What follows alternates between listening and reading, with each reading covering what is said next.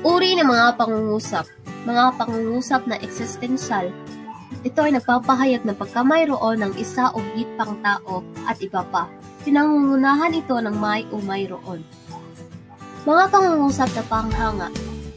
Ito ay nagpapahayag ng damdaming paghanga. Pangatlo, mga sambit lang. Tumutukoy sa mga iisahin o dadalawahing pantig na nagpapahayag ng matinding damdamin. Pang-apat, mga pangungusap na pamanahon. Nagsasaad ng oras o uri ng panahon.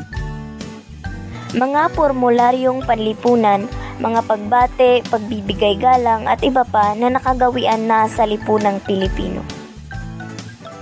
Ang paturol ay ang pangungusap na tinatawag ding pasalaysay.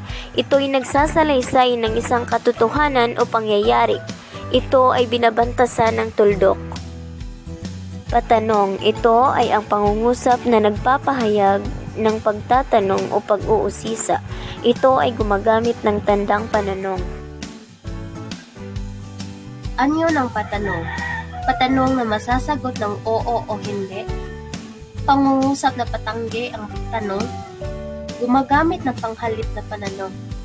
Ang mga panghalip ay kinabibilangan ng mga salitang ano, alin, sino, saan at iba pa.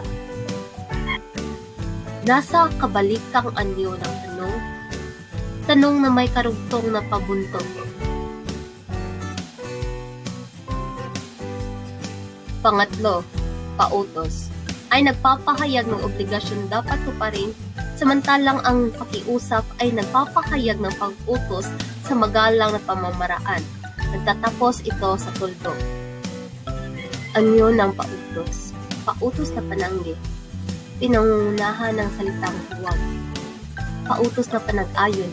Ito ang paksang pangungusap ay nasa ikalawang paunahan at may pandiwang na sa anyong pawatas.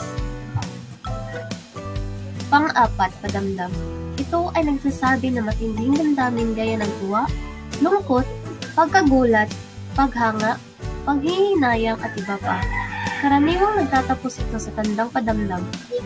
Hala, aba, ha, hoy, gising, nako. At doon nagtatapos ang ating talakayan.